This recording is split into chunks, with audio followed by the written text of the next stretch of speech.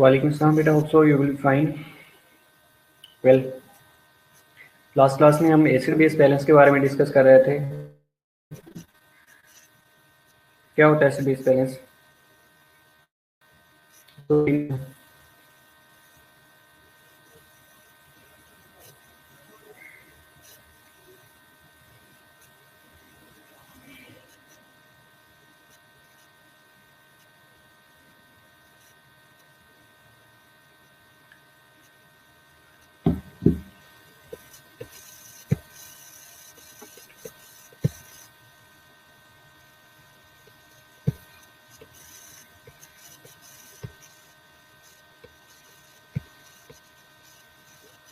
वालेकुम सलाम बेटा। बेटा बस जस्ट वेट, स्लाइड्स अपडेट हो रही हैं, अपलोड हो रही हैं। जैसे ही हो जाती हैं देन वी विल कंटिन्यू।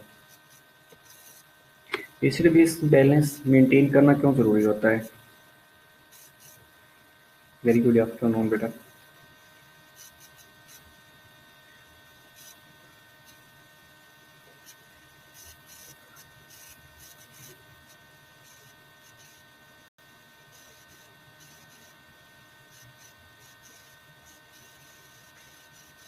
बेटा ये क्वेश्चन इज दैट कि एसिड बेस बैलेंस को मेंटेन करना क्यों ज़रूरी होता है?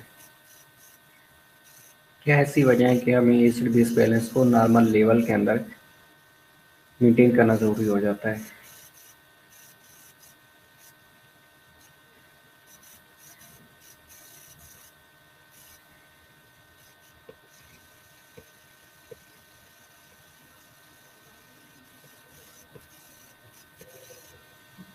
ओके, एसिड बेस बैलेंस है क्या चीज़?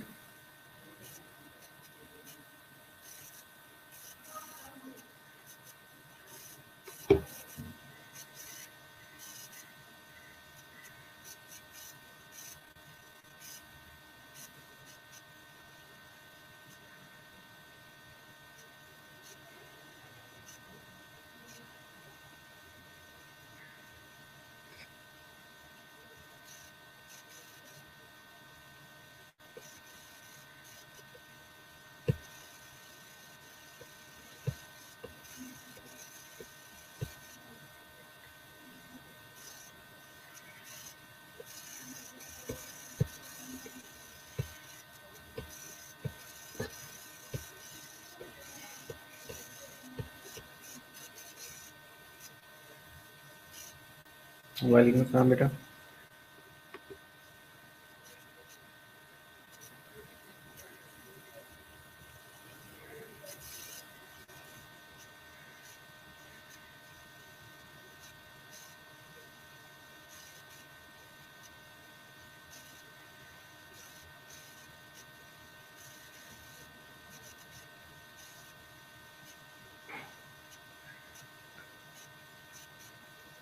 ओके, पीएच रेगुलेशन के लिए पीएच क्या है? That needs the right balance of acid and base alkaline components to function properly. Which kind of function is necessary? कौन से बॉडी के फंक्शन एसिड बेस बैलेंस से चलते हैं?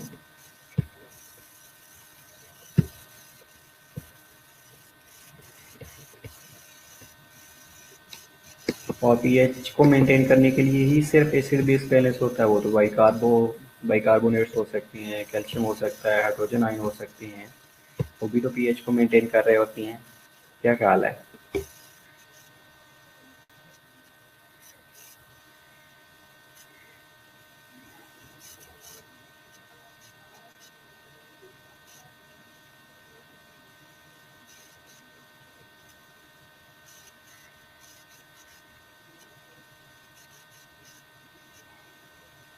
किडनी और लंग्स, बस ये दो चीज़ें एसिड बेस बैलेंस को मेंटेन करवाती हैं for cellular metabolism. Okay, cellular metabolism क्या है?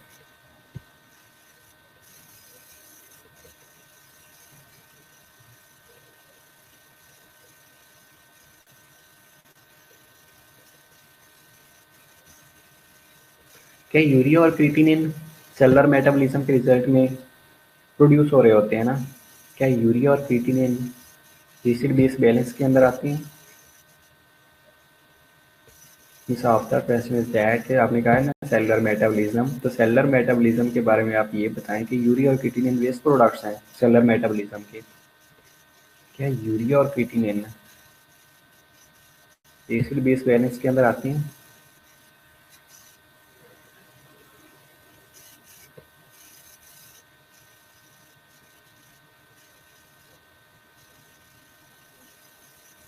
असमा बेटा आप क्या कह रही हैं?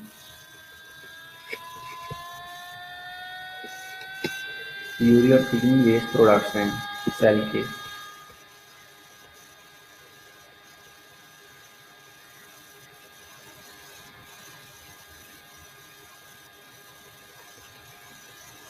नो, सोचें।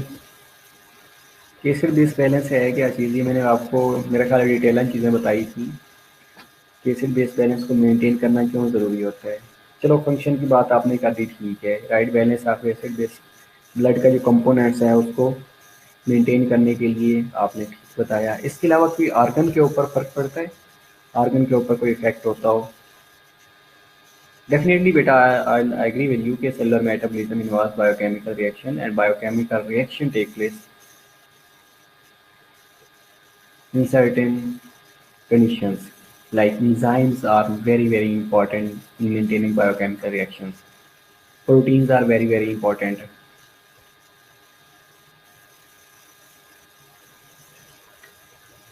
तो एसिड बेस बैलेंस का सेलुलर मेटाबॉलिज्म के साथ क्या लिंक है, या बायोकेमिकल रिएक्शन के साथ एसिड बेस बैलेंस का क्या लिंक है?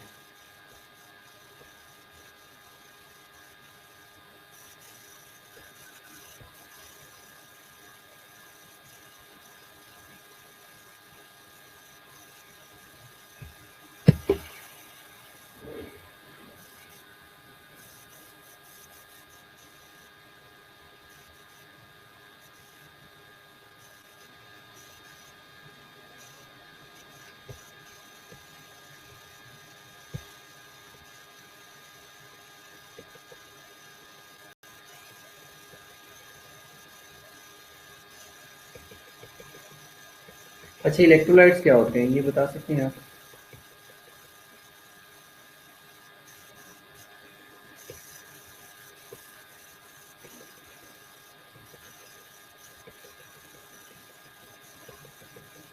एसिड बेस में क्या क्या चीज़ें देखी जाती हैं?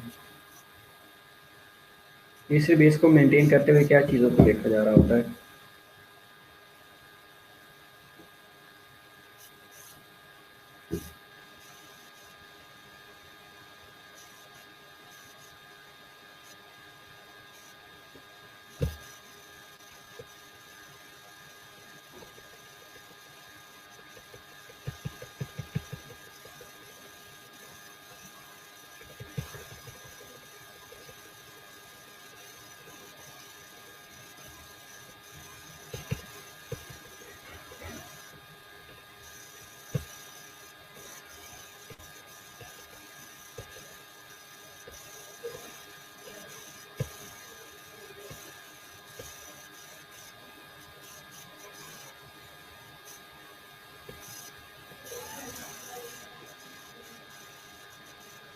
ओके, तो एसिड बेस बैलेंस के बारे में आप लोगों ने नहीं पढ़ा? खैर, acid base balance basically depends on the regulation of free hydrogen ion concentration CO2। Okay, bicarb देखे जा रहे होते हैं, पीएच लिखी जा रही होती है और CO2 देखा जा रहा होता है, ठीक है। पीएच की हाइड्रोजन आयन concentration, ठीक है। तो इसमें कहीं पे चलें छोड़ें, यूरिया और क्रिएटिनिन का आ गया हो, या इंसान की बात की हो, या प्रोटीन की बात की हो, no doubt proteins, carbohydrates, protein enzyme के पीएच को मेंटेन करवाने में हेल्प आउट करवा रहे होते हैं। Right is substance, okay, that produces an electrically conducting solution। Okay, आप ये भी कह सकते हैं कि इलेक्ट्रोलाइट्स पॉजिटिव या नेगेटिव कंटेनिंग चार्ज पार्टिकल्स होते हैं। लाइक एनाइन होती हैं, कैटाइन होती हैं। कैटाइन पॉजिटिव कंटेनिंग पार्टिकल्स हो सकती हैं, एनाइन नेगेटिव कंटेनिंग पार्टिकल्स हो सकती हैं। चलिए, इलेक्ट्रिकल कंडक्शन से सोल्यूशन ये भी ठीक है, agree. Okay, acid base balance की बात करें तो एसिड बेस के बेसिक्स में क्या चीज़ आती है कि हाइड्रोजन आयन कंसंट्रेशन की हमने बात करनी है।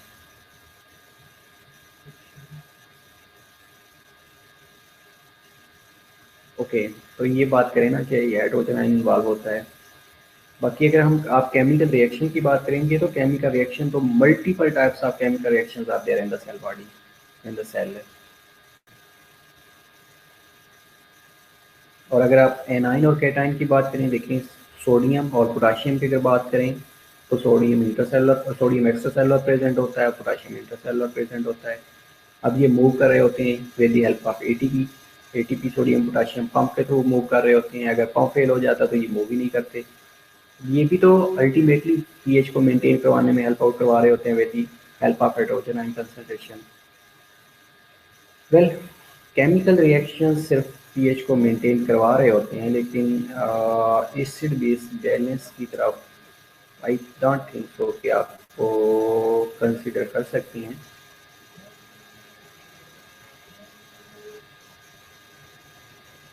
ओके, तो concentration of hydrogen ion is measured in the pH. PH आप इसको डिफाइन ऐसे भी कर सकते हैं कि negative log of hydrogen ion concentration या concentration of hydrogen ion in an solution is known as pH.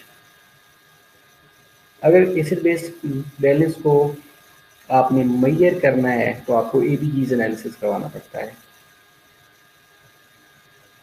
Okay, homeostatic regulation of bodies extracellular fluid, very good, ठीक है, मान लेते हैं आपकी बात। Thank you. ओके, तो आपने अगर एसिड बेस बैलेंस को मेंटेन करना है या इवोल्वेट करना है तो आपको एबीजीज एनालिसिस करवाना पड़ता है। अब जिस तरह आप लोगों ने कहा कि एबीजीज एनालिसिस में एक आप पीएच को देख रहे होते हैं, दूसरा आप बाइकार्ब्स को देख रहे होते हैं, तीसरा कार्बन डाइऑक्साइड के लेवल को देख रहे होते हैं। तो मेनली जब भी आपने एसिड बेस बैलेंस की बात करनी है तो आपके माइंड में ये तीन चीज़ें आना ज़रूरी है। पहली चीज़ तो जब भी आपसे कोई क्वेश्चन किया जाएगा कि एसिड बेस बैलेंस मेंटेन कैसे होता है, तो आप सिंपल ये कह सकते हैं कि आप लोगों ने किसी ने कहा था कि पीएच को मेंटेन किया जा रहा होता है। नो डाउट पीएच ही वाज राइट। और पीएच क्या है? Negative log of hydrogen ion concentration है। ये hydrogen ion concentration in the fluid या फ्री हाइड्रोजन आयन की जो कंसंट्रेशन है उसके थ्रू हम एसिड और बेस को मेंटेन कर रहे होते हैं। और डिटेक्ट करने के लिए हमारे पास एबीजीज एनालिसिस की सहूलत होती है। ओके, आर्टीरियल ब्लड गैसेस क्या है? एबीजीज क्या है? जिसमें पीएच होती है 7.35 से लेके 7.45 या 7.40 प्लस माइनस 5 होती है। Partial pressure of carbon dioxide होता है, ये भी अगेन 40 प्लस माइनस 5 होता है, 35 से लेके 45 मिलीमीटर ऑफ मर्क्यूरी।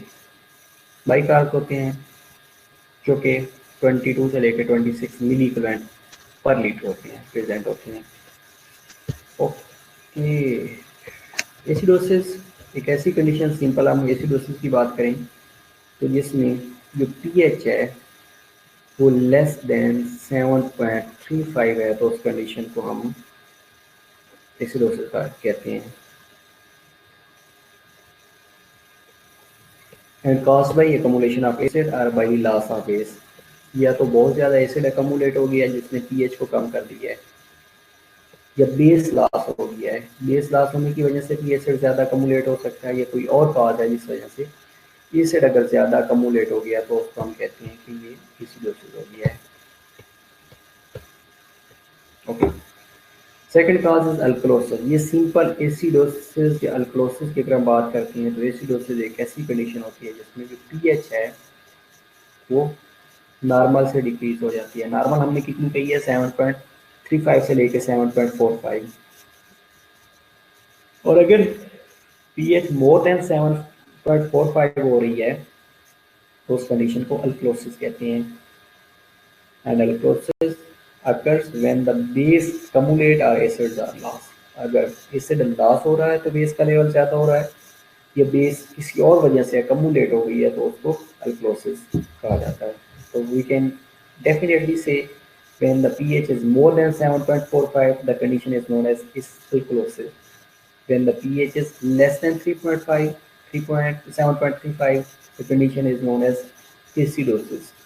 तो पहली चीज़ हम पीएच की बेस पे इसको डिफ्रेंशिएट कर सकते हैं कि ये एसिडोसिस है या अल्कलोसिस है, राइट। रेगुलेशन, रेगुलेटरी सिस्टम 3 तरह से रेगुलेशन हो रही होती है। One is chemical buffering, other one is respiratory buffering and third one is kidney. Kidney, chemical और रेस्पिरेटरी और किडनी, ये 3 सिस्टम होते हैं। और चौथा अगर आपको प्रोटीन मिल जाता है तो प्रोटीन बफरिंग भी करवा रही होती है।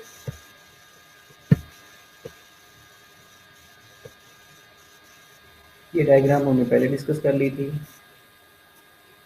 जिसमें फॉस्फेट है, बाइकार्बोनेट्स हैं और प्रोटीन बफरिंग है। ये बफर सिस्टम होता है जो कि पीएच को मेंटेन कर रहा होता है। केमिकल बफरिंग में क्या होता है कि इमीडिएट एक्टिंग होती है combined with offending acid or base to neutralize hormonal effect of until other system take over। Compensation की बात कर रहे हैं कि इमीडिएट केमिकल बफरिंग हो रही होती है until unless कि आपका किडनी या आपका रेस्पिरेटरी सिस्टम उसको रोल आउट करवा के कंपनसेशन न करना शुरू कर दे। बाइकार्ब बफर सिस्टम होता है mainly responsible for buffering blood and intestinal fluid की बफरिंग कर रहा होता है। रीनल ट्यूब्यूल्स के अंदर बफरिंग हो रही होती है। और protein buffering most plentiful haemoglobin की बफरिंग करवा रही होती है। शो नहीं हो रही बेटा, आप तो पेज को रिफ्रेश करें, किसी और को भी नहीं शो हो रही।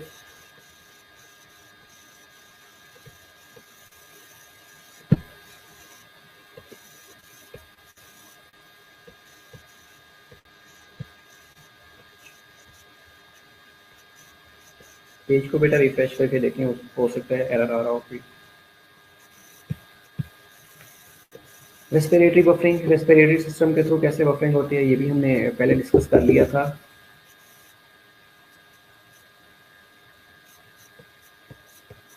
ओके, इसमें lungs regulate blood level of carbon dioxide.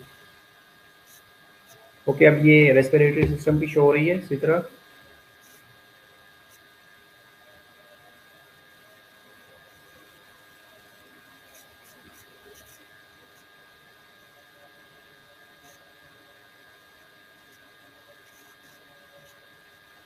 Okay well,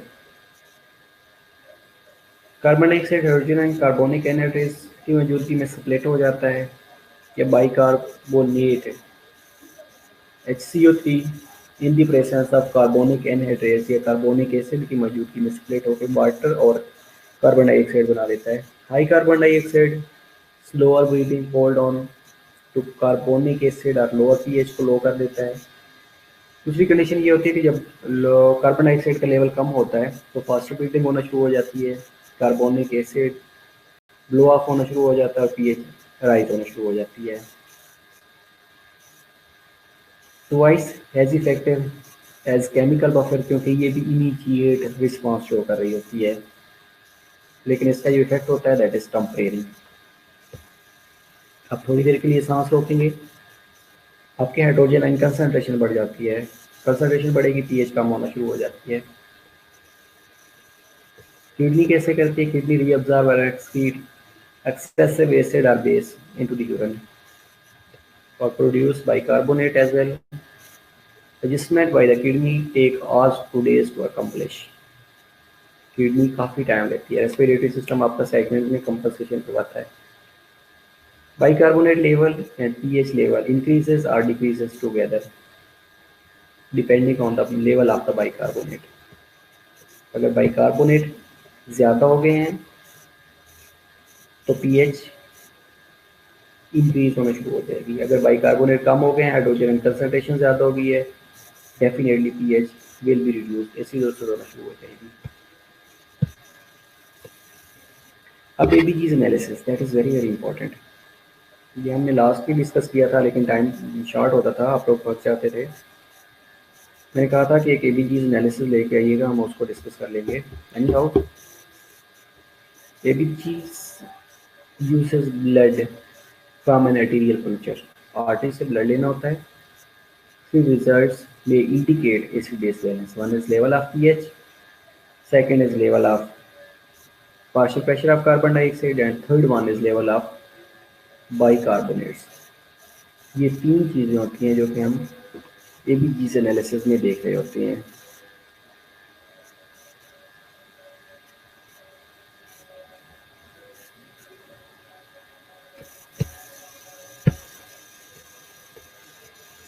interpreting ABGs को अगर इंटरप्रेट करना है तो उसके लिए ये 5 स्टेप्स आपके माइंड में होने चाहिए, फिंगर टिप्स पे होने चाहिए।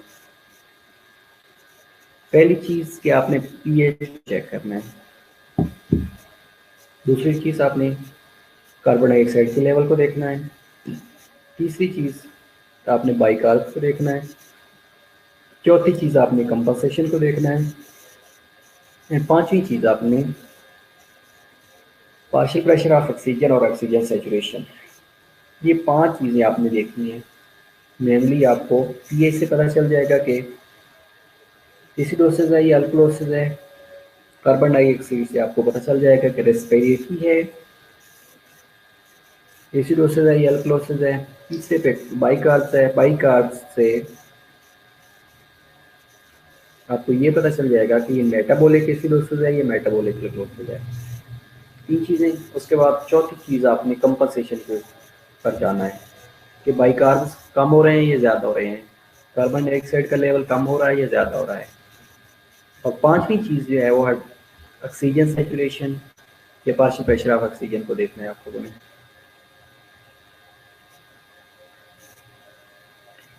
वेल, स्टेप 1 पीएच किसमें देखनी है। अब पीएच में आपने ये देखना है कि एसिडोसिस है या अल्कलोसिस है। अगर एसिडोसिस है तो उसमें जो पीएच का लेवल है वो 7.35 से कम है। अगर अल्कलोसिस है तो उसमें जो पीएच का लेवल है वो 7.45 से ज़्यादा है। सिंपल हमें यहाँ से पता चल जाएगा कि एसिडोसिस है या अल्कलोसिस है।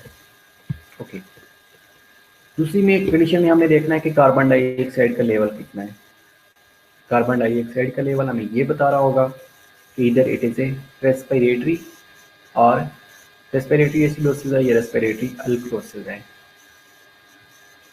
Partial pressure of carbon dioxide gives information about the respiratory component of acid-base balance. If abnormal, does the change corresponds with the changes in the pH.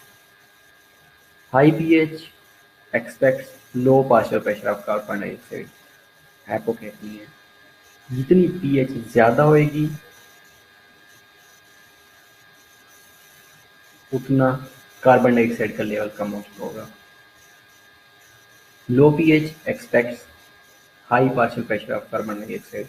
हाइपरकैपनी है। मैंने आपको बताया था कि कार्बन डाइऑक्साइड डायरेक्टली प्रोपोर्शनल है to hydrogen ion concentration. जितनी carbon dioxide ज़्यादा होएगी उतनी हाइड्रोजन आयन कंसंट्रेशन ज़्यादा होगी। अगर हाइड्रोजन आयन कंसंट्रेशन ज़्यादा होगी तो वो पीएच को लो कर देगी और इसके अपोजिट कर लें बाकी।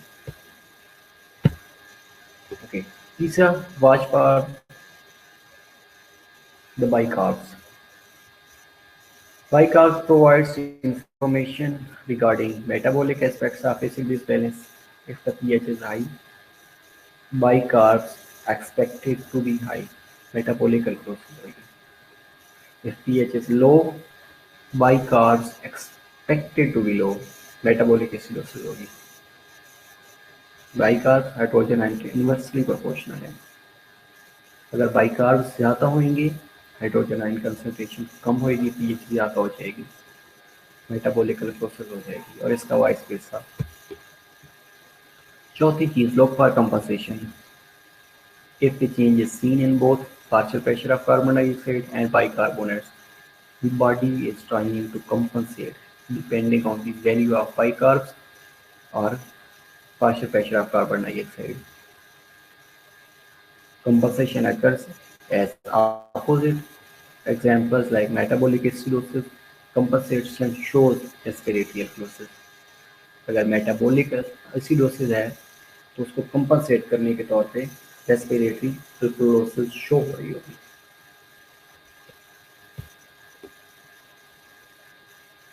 स्टेप 5 जिसमें हमने पार्शियल प्रेशर ऑफ ऑक्सीजन या ऑक्सीजन सैचुरेशन को देखना है। Partial pressure of oxygen reflects ability to pick up oxygen from the lungs, and saturation level less than 95% is inadequate oxygenation. Low partial pressure of oxygen indicates hypoxemia. Definitely.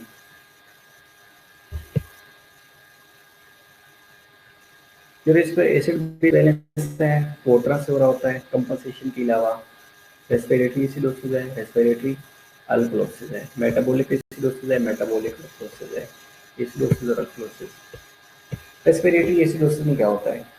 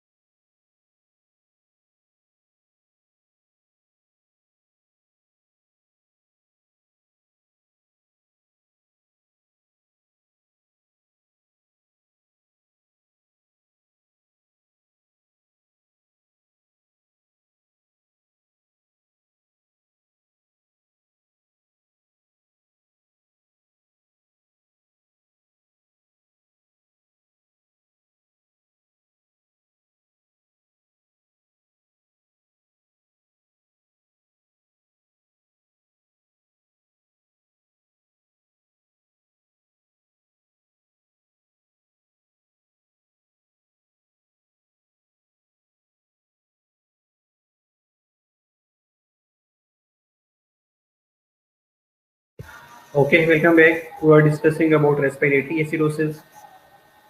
Respiratory acidosis में क्या होगा? Any compromise in breathing can result in respiratory acidosis.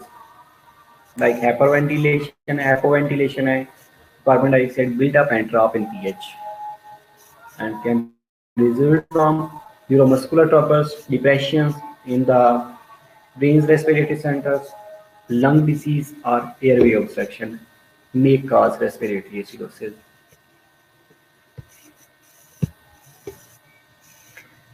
The clients that are at the risk, like postoperative abdominal surgery, mechanical ventilation, analgesics or sedations.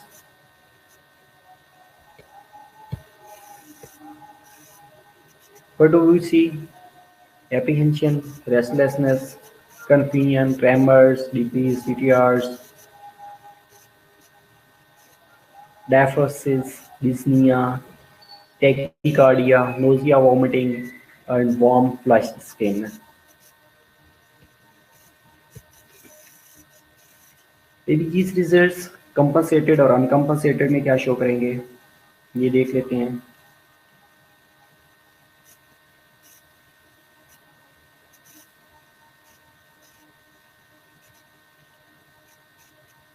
अनकम्पनसेटेड के अंदर जो pH है वो less than 7.35 होगी.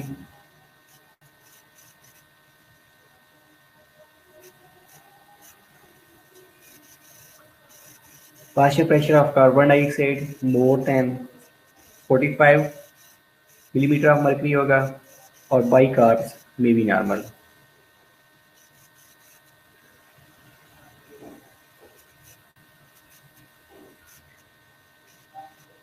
Compensated के अंदर pH will be normal, bicarbs will be more than 26 and partial pressure of carbon dioxide will be more than 45 millimeter of mercury.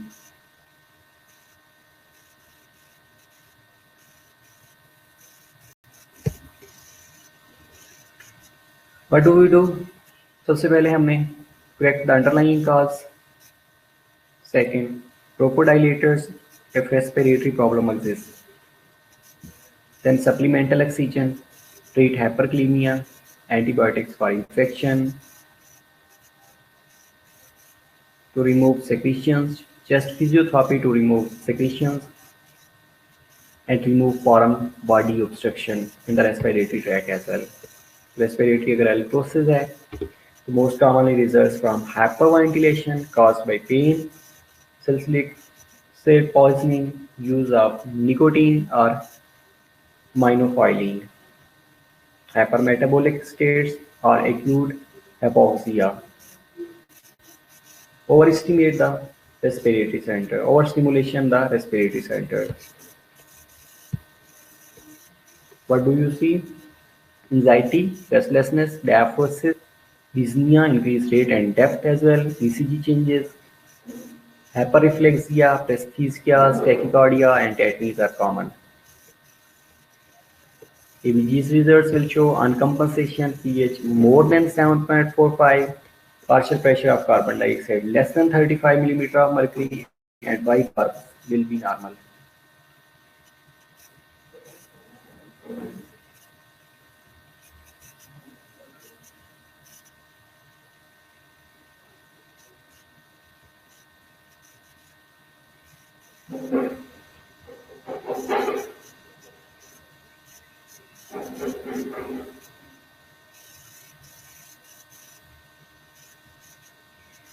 और compensated के अंदर pH will be normal, partial pressure of carbon dioxide will be less than 35 millimeter of mercury, and bicarbs will be less than 25 millimeter of mercury. What do we do? Treatment is correcting the underlying disorder, oxygen therapy for hypoxemia, sedative or anti-anxiety agents, paper bag breathing for hyperventilation. Metabolic acidosis characterized by gain of acid or loss of bicarbonate associated with ketone bodies, diabetic mellitus, alcoholism, starvation या hyperthyroidism. Other causes may include lactic acidosis, secondary to shock, heart failure, pulmonary diseases, hepatic diseases, seizures, or strenuous exercise. What do you see? Confusion, dull headache, decreased CTRs. Signs symptoms include hyperkalemia, abdominal cramping, diarrhea, muscle weakness, EKG changes, hypotension, osmosis respiration, lethargy, warm and dry skin. These results will show uncompensated and compensated. Uncompensated may include pH will be less than 7.35, bicarbs will be less than 22 millimeter of 22 mg per dl, and partial pressure of carbon dioxide will be normal. Compensated means pH will be normal, partial pressure of carbon dioxide will be less than 35 millimeter of mercury, and bicarbs will be less than 22 millimeter of mercury. 22 mg per dl, sorry. What do we do? Regular insulin to reverse decay, diabetic ketoacidosis, IV bicarbs to correct acidosis, fluid replacement, dialysis for toxicity, or antidiarrheal medications will be administered. Metabolic alkalosis, commonly associated with hypokalemia from diuretic use.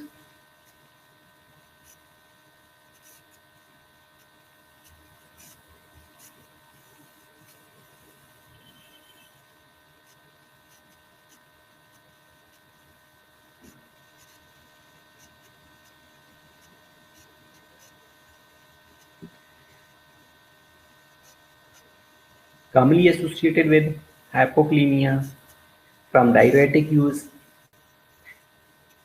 hypochloremia and hypocalcemia, also caused by excessive vomiting, NG, suctions, Cushing disease, kidney disease, or drug containing baking soda.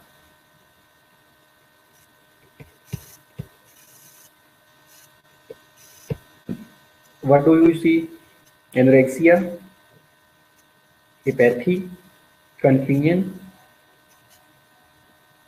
cyanosis, hypotension, loss of reflexes, muscle twitching, nausea, paresthesia, polyuria, vomiting, weakness, etc. ABG's results compensated and uncompensated. Uncompensated means pH more than 7.45, partial pressure of carbon dioxide will be normal, and HCO3 will be more than 26. Compensated means pH will be normal, bicarbs will be more than 26, and partial pressure of carbon dioxide will be more than 45 millimeter of mercury. This is the difference between acidosis and alkalosis. And at the end, we may sum up here. Arterial pH more than 7.45, alkalosis less than 7.35, acidosis.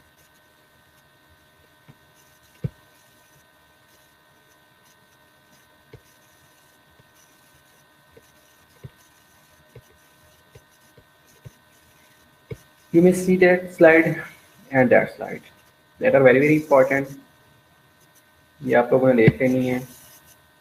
उसके बाद next class में इंशाल्लाह we will discuss IV ammonium chloride, discontinued thiazide diuretics and antiemetics as well. IV therapy में crystalloids, volume expanders, ये चीज़ें administrate की जा रही होती हैं.